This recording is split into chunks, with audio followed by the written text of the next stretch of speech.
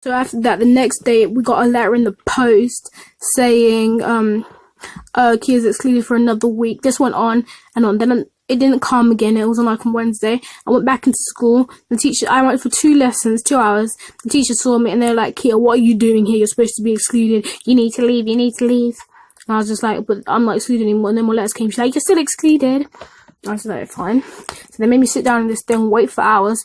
I kept trying to call my mom for hours and hours on end. And like, I don't think she was picking up or something. I don't know. She probably at work busy. And eventually they just escorted me off the site. And then that was the last time I was really ever in that school. Like a month after this happened, I was put into a private penitentiary type of school for like bad kids, excluded kids, troubled kids, and all that kind of stuff. Kids that shouldn't be in mainstream, kids that are not supposed to belong in mainstream. I spent 4 whole months there. It was during Christmas time, which was quite fun because I remember making the Christmas cakes and everything, but that's stories for another time. So back on topic, like around November, December, we had to go back to the school I was excluded from to have a governing body meeting to see whether the exclusion was going to be upheld or not. Like, we all knew it was going to be upheld because the governing body is part of the school anyway. So after that, we were in there for hours and hours on end. Like, we didn't even leave until like 3 o'clock, if even that. And we got there like 8:30, 9 o'clock. I'm so serious. It really, really annoyed me because the room was boiling hot. There was no water. All you could do was go to the toilet. They wouldn't open any windows. There was no air. People were just dying in the room. But like, 2 weeks later, they upheld the exclusion. So then we had to go to the council. And this was the last stop for the exclusion because if they decided to uphold it, then I would be permanently excluded and it'd be on my record. So we went there. I had to take a day off my school I was now going to. It was from 9 until 2:20, my new school.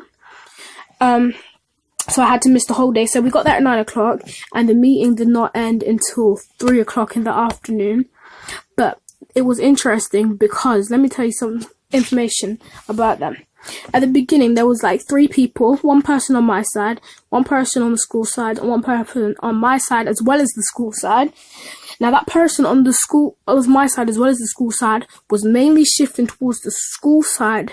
But towards the end of the meeting, when the questions were good and started picking up, that's when it started to shift because there was 2 questions they asked the school that the school just could not answer.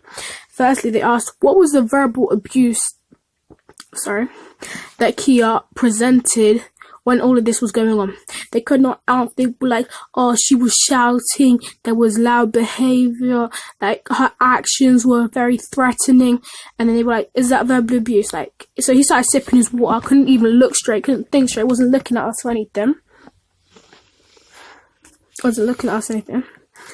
And then, sorry guys, my storage got filled, I had to delete a few things. So yeah, where was I? He wasn't looking at us anything, kept sipping his water, looking at the ground, and the woman from the governing body panel of the school was trying to defend him. And then the second question that the council asked them, it was like, well, they went into this long thing about how Kpyyoung has problems and everything, and then they were like how she had to have counselling, and then he was like, but we tried to put her in for counselling, but she only went for 1 session and didn't want to continue with it. And then they were like, if you know this person's troubled, why was your first reaction to exclude them and stuff like that?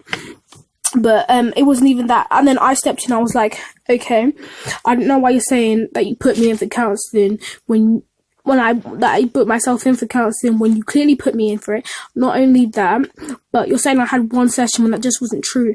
And then this is where he outdone himself. He asked me, how many sessions did I have? And when I was like, I had 8, and then the council just started writing. They were all 3 of them started scribbling something down. I kid you not. That's when they all knew the school had booked it. And the woman that was being neutral, that was mainly on the school side in the beginning, that's when she started coming over to my side.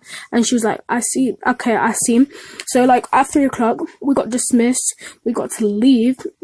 I saw another woman who was supposed to be my head of year at the time in the next room over dealing with another case from this school. So that just tells you that it wasn't just me. I'm not the problem, because if the school's got so many excluded people and they're all going to the council, all the exclusions being upheld, what's really going on behind the scenes?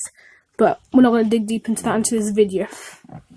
But my point is, after, I think in January the 28th, we got a letter through the post saying how the exclusion had been overturned.